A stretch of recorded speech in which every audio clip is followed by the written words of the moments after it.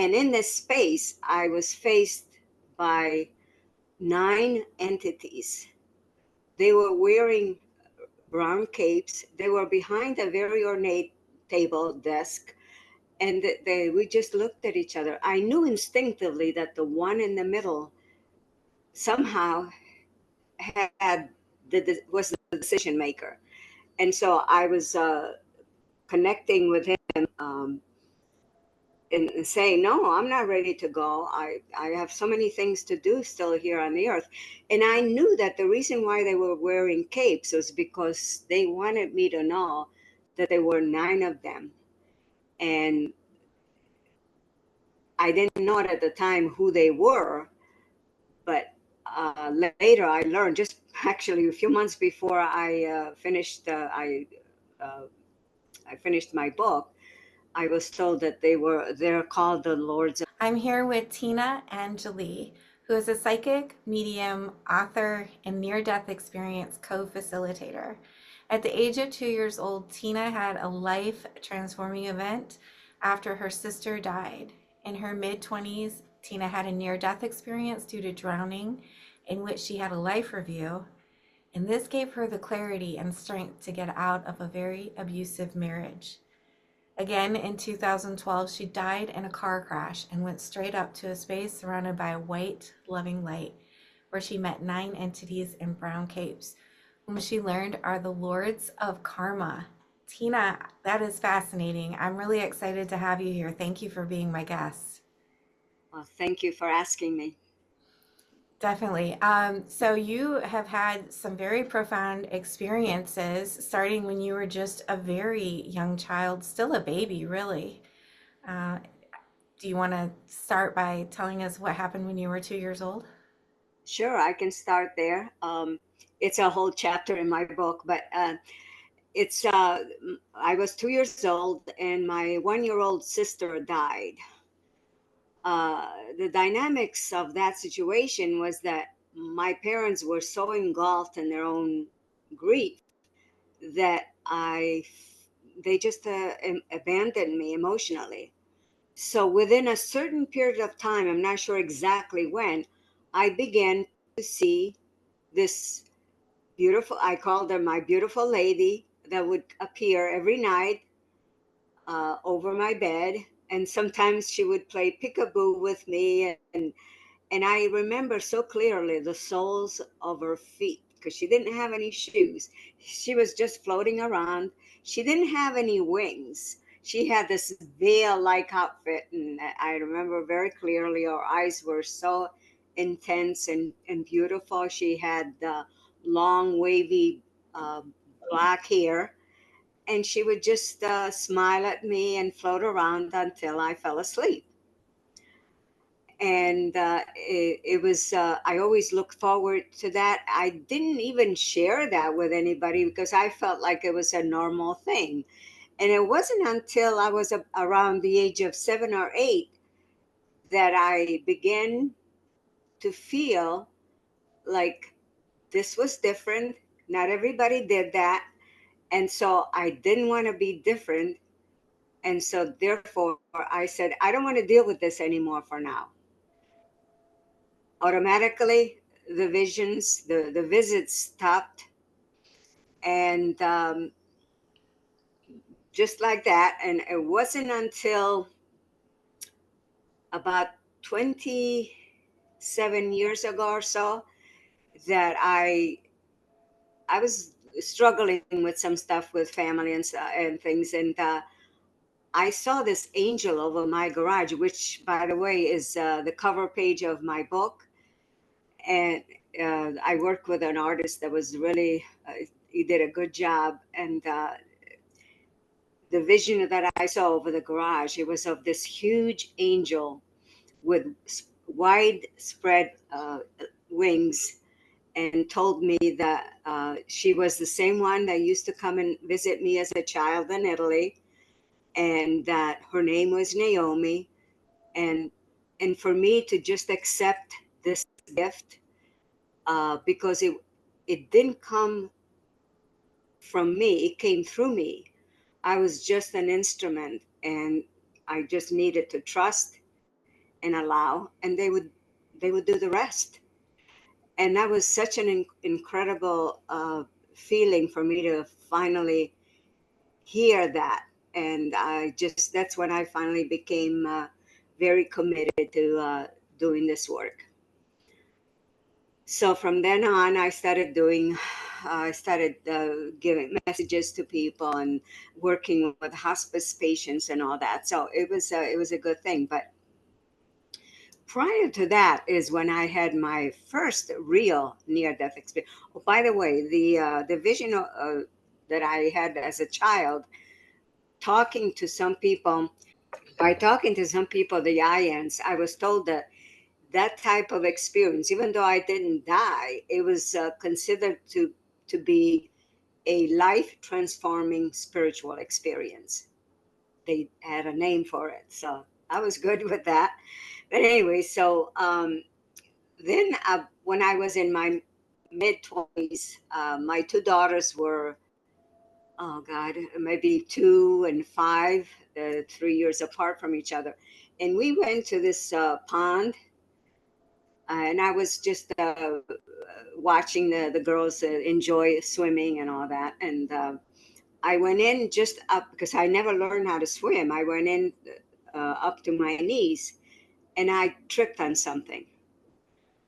The harder I tried to get up, the further I would go in, and it was so painful to swallow the water. And all of a sudden, I heard this like a snap, and I had no more pain. I was still in the water, but yet I was okay with it. I had no pain whatsoever. And I was seeing what looked like a slideshow. I had visions of past lives, present life, and future life of mine. And if any time I would be confused about some of these visions that I would get, again, another snap, and I would get the clarity. Basically, I heard that I was being aware, I was being given information that my life was with my husband at the time, was only gonna get worse because he was very, very abusive. And I was told that I had the opportunity to get out of it. And it felt like within that experience, I was also given strength to do it, to go ahead and do it without losing my life. And so, even though, because the energy on the earth is so dense and it took longer than it should have, I was able to get out of it, struggle with it, all that, but I was able to get out of it. And the thing that really gave me the strength to do it was the idea that, first of all, I knew that I had support from the other side. My guides were there for me. I felt them. And I also didn't want my two girls to think that that was the way a man was supposed to treat a woman. So that gave me strength. Finally got out of that. And then, went on with my life. I got remarried after many, many years. And in 2012, I had that chapter in my book, I called it the miracle car crash. I died at the car crash. My car got totaled. I got hit by an SUV, and the car kept spinning on the road, and ended up on the side of the road. And suddenly, I I felt like a suction coming out of me, and it was my soul that was leaving my body, and I ended up what looked like above my car, but in a space. Let's call it a room. The walls were made of this most incredible alive, loving light, bright light that was very loving. And in this space, I was faced by 9 entities. They were wearing brown capes. They were behind a very ornate table desk. And we just looked at each other. I knew instinctively that the one in the middle somehow was the decision maker. And so I was connecting with him, and saying, no, I'm not ready to go. I have so many things to do still here on the earth. And I knew that the reason why they were wearing capes was because they wanted me to know that there were 9 of them. And I didn't know it at the time who they were, but later I learned, just actually a few months before uh, I finished my book, I was told that they're called the Lords of Karma, and karma, not as we know it, but their name is where they help those of us that have chosen to help others with the ascension process. They help us do that. They help us help others. That's basically their function, one of their functions at least, anyways. Very loving entities, 9 of them, and didn't see any distinction on their face because it was just this light, beautiful, loving light.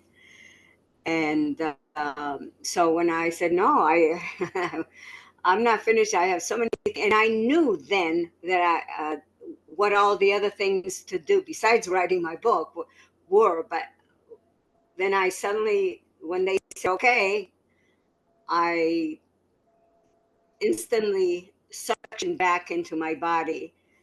And that's when I saw people roaming around the car, which had stopped by the side of the road. And they were the same people that I saw from above.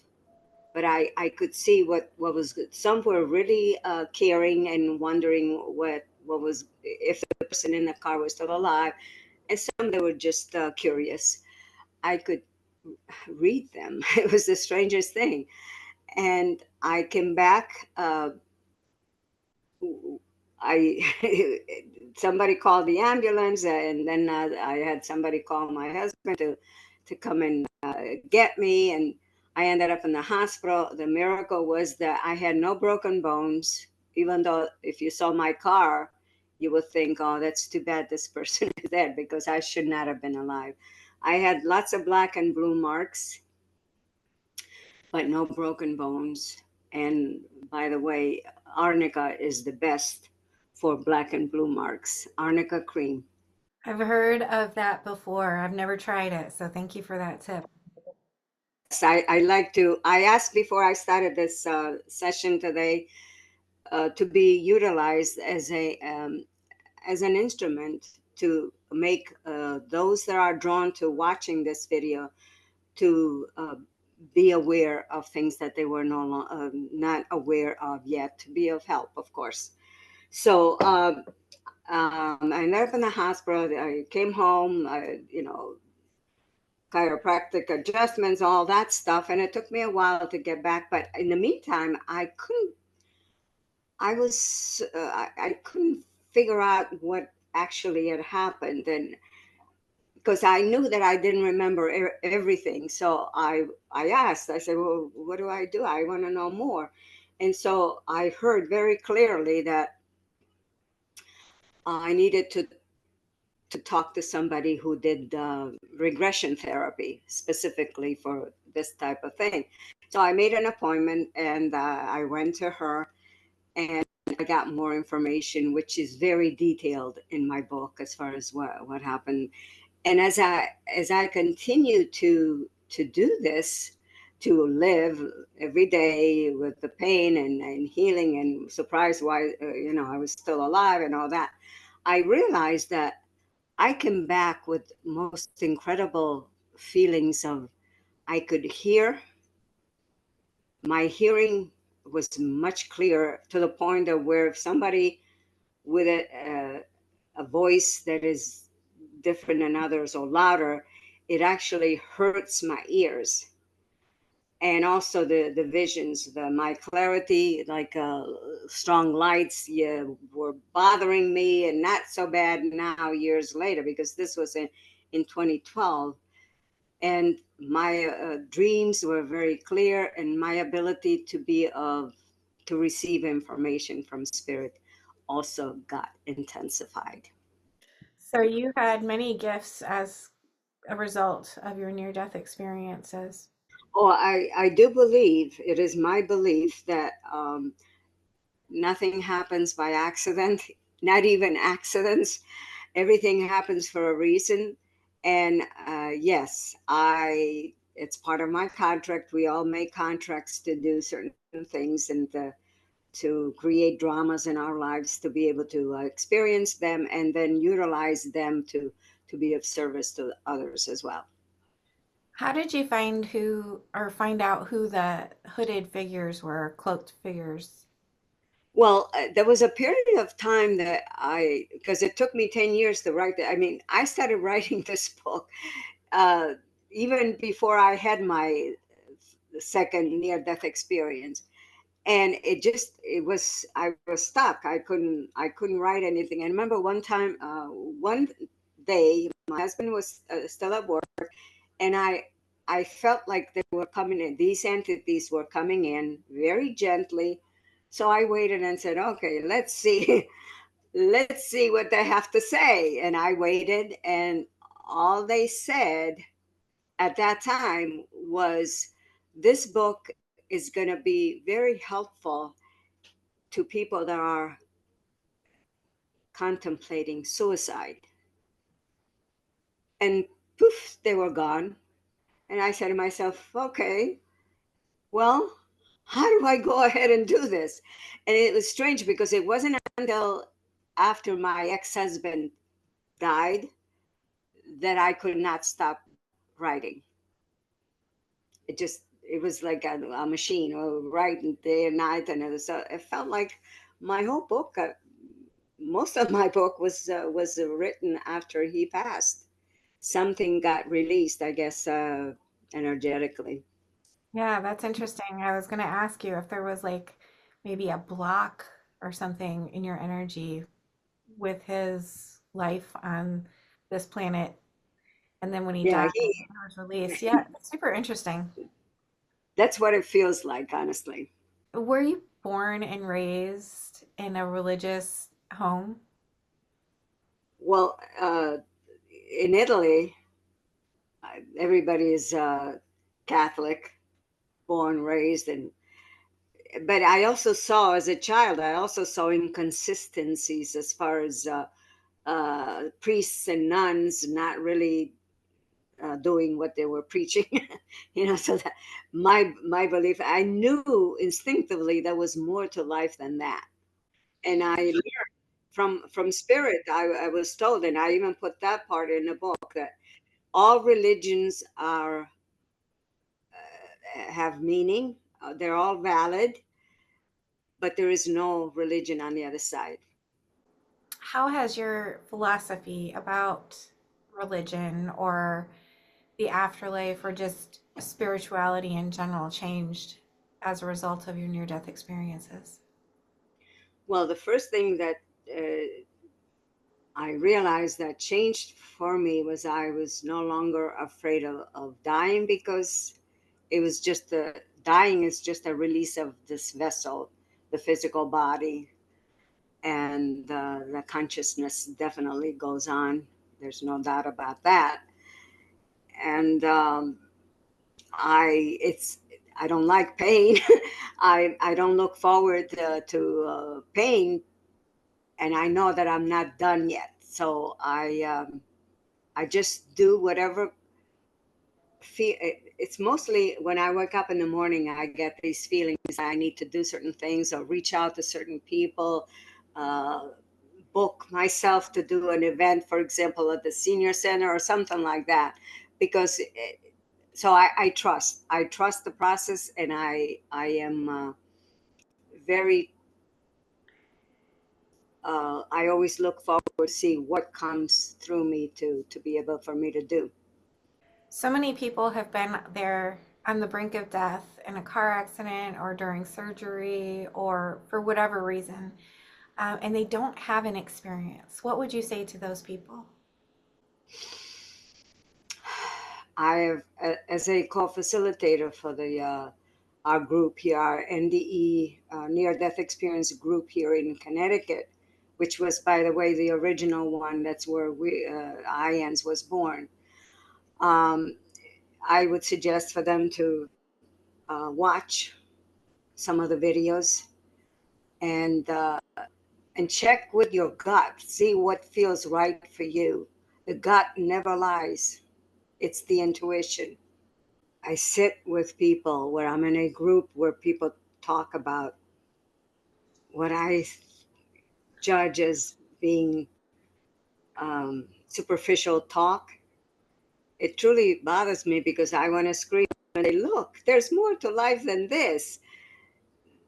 Uh, just trust your gut, because your gut, your intuition knows what it is that you are meant to do next. Some of the clients that come and says, I'm such and such age and I still don't know what it is that I'm supposed to be doing here on the earth. The gut knows. Always trust that intuition. Ask, what is it that I'm supposed to be doing next in my life? When you ask, you will receive, not necessarily instantaneously, but when the time is right, because we do have free will, but we also have contracts that we are meant to follow. And that's a good segue to talk about the contracts. Do you feel like all of your experiences were something that you agreed upon before you were born? I strongly believe that. Although I do also believe that uh, my ex-husband uh, did he played his part extremely well. He really didn't have to be that abusive. That's just my feeling. With your husband being so good at playing his part, do you think it was actually, if he had been any nicer or any different, that you would have truly achieved the result of what your contract was for? No, I believe that the contract he was meant to be that extreme just so I could be strong enough to get out of it. Because I had been in other lifetimes with him where I died at his hands. And this lifetime was meant for me to just get away from him and continue with the rest of the uh, other parts, other chapters of my contract, which I feel I'm doing now. So you talked about he killed you in a previous lifetime. Are you able to remember those lifetimes? When I was in water, I saw those lifetimes where he caused my death in more than one lifetime, and that was his decision to come in this lifetime. Was even that he chose to be as um, aggressive as he was, because that gave me the strength to get out of it. If he had been milder, let's put it that way, then I would have found all kinds of excuses that, oh, he's not so bad, and I don't want to take my children's father away, all that. So the extreme part was also part of the deal, and a gift so I could get out. So would you say in a way he is kind of like your soulmate? I don't know about that. I I don't know about that. In my book, I also placed that he came. He came to visit after he passed on because he was afraid to go to the light because of his religious upbringing. He was afraid he was gonna end up somewhere it wasn't pretty.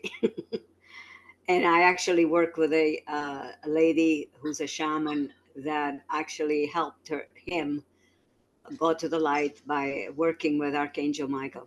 So tell me about some of the things that you do to help people. You're a near-death experiencer, co-facilitator. You have psychic abilities, mediumship abilities. Tell me about those and how you use those gifts to help others.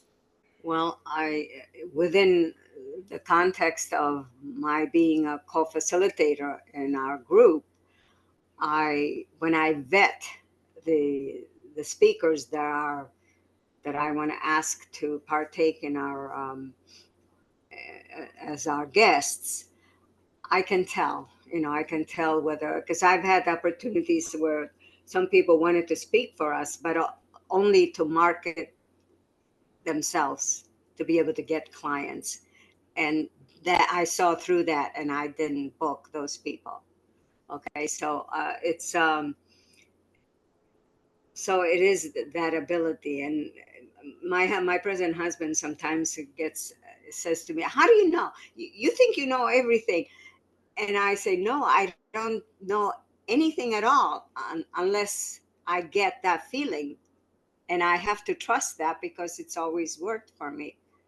So that's that. Also, as far as I I allow myself to be out there, to be asked to do speaking engagements either in groups, and I do see people one on one, even people out of the country.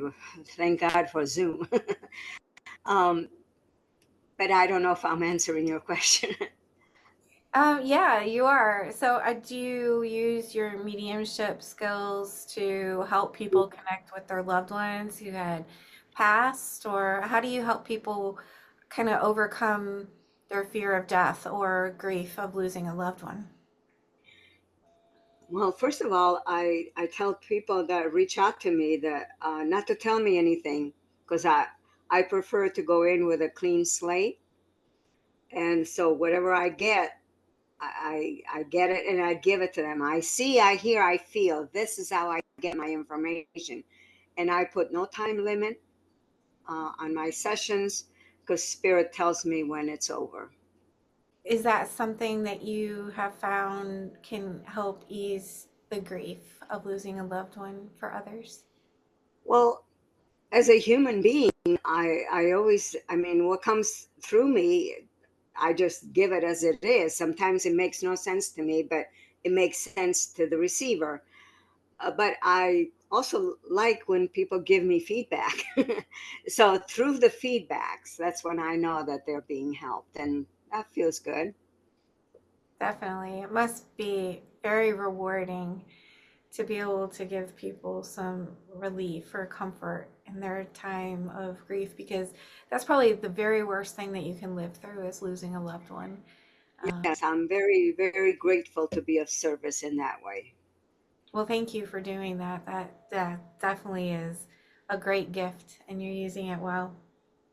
Thank you. So, speaking about the gifts, are these um, gifts that everyone has? And if so, is there a way for people to develop them on their own? Yes, it is the ability to receive information is available to everyone. Not everyone chose to do it as a condensed mode, as a medium or psychic medium, but they are available there. And all it needs to be done is to practice, practice, practice. I actually was nudged to put in a chapter in my book with uh, instructional on how to begin, how to start. And yeah, tell me about your book. Well, when I was told that I needed to write a book, and I said, "You must be crazy because English is my second language, and I never written a book. There's no way I'm going to be able to do it."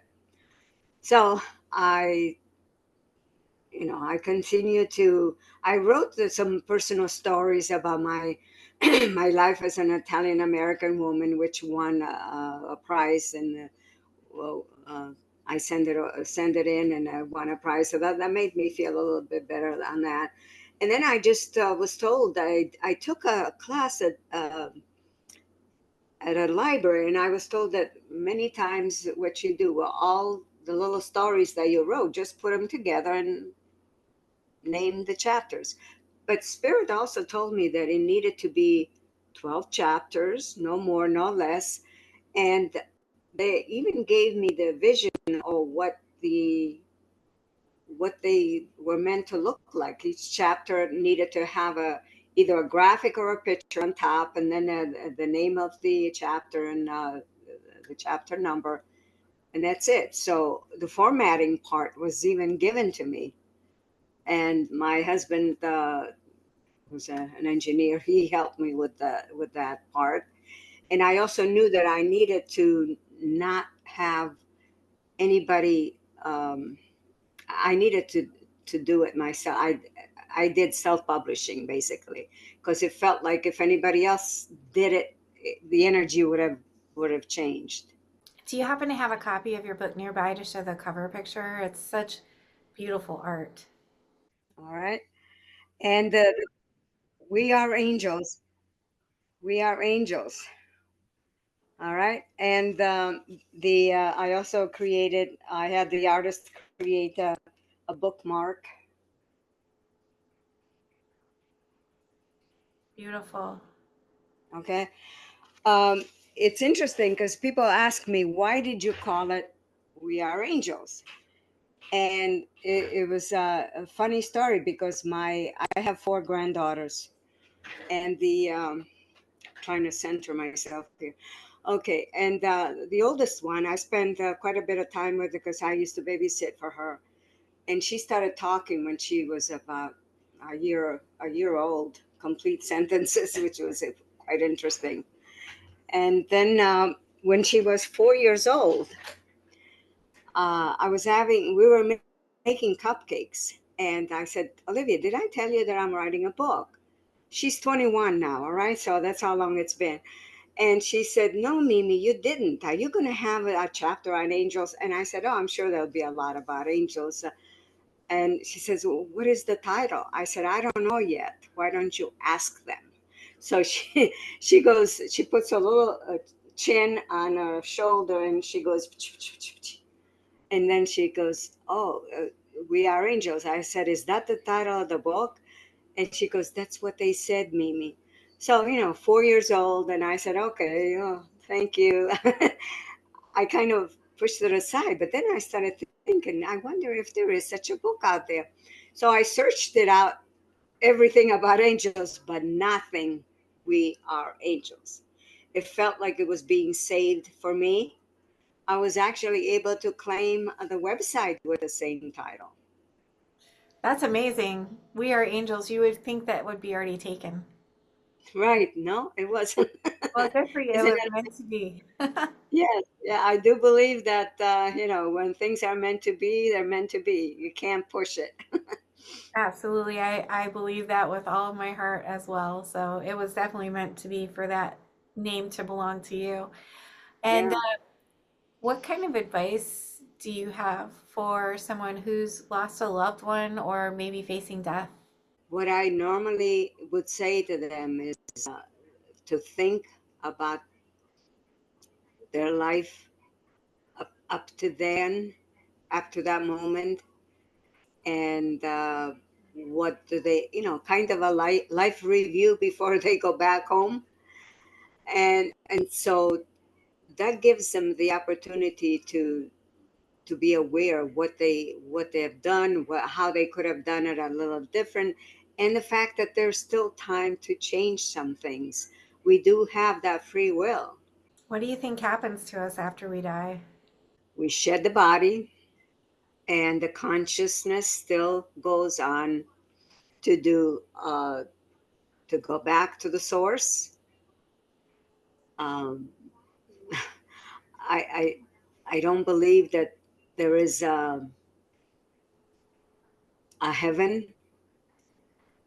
I believe that there's the other side is just a place where we can travel anywhere we want in the universes and galaxies, anywhere we wish to go. Because I've actually had people that I channeled that told me that they travel galactically. And if my audience wanted to reach out to you, they want to read your book, or you also are the leader for the original chapter of IAMS. I am one of the facilitators, yes, for the last 25 years. How can my audience find you if they wanted to reach out? All the people, that's It's a website that is also in my book, and it's uh, ndect.org. That's the website for our group. Perfect. I'll link that down below as well for anyone who's interested in that. They can just easily click there to find you or your book. And I do you have, appreciate that. Thank you, Tia. yes, you're very welcome. Do you have any last positive messages for my viewers? Just continue to trust your gut.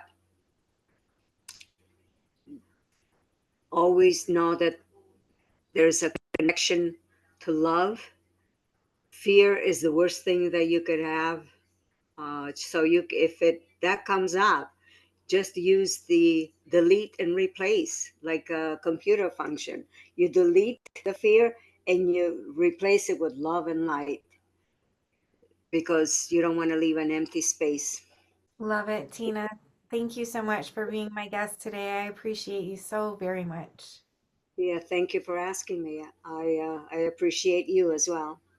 Thank you for being here. I just want to tell you how much I appreciate you being here and supporting my channel. If you haven't already subscribed, please consider subscribing if you enjoy near-death experiences and other spiritually transformative stories. It helps the algorithm know that this information is useful and push it out to more people. And that's the goal, to get as many people to know that we are eternal spiritual beings and that we never die. Our bodies might die, but our essence will never die. And I want people to live with less fear. Let's all spread the word. Like, comment, subscribe, share, hit that little notification bell so you get all the notifications when my videos post. Thank you for all of your support. I'm sending love to you.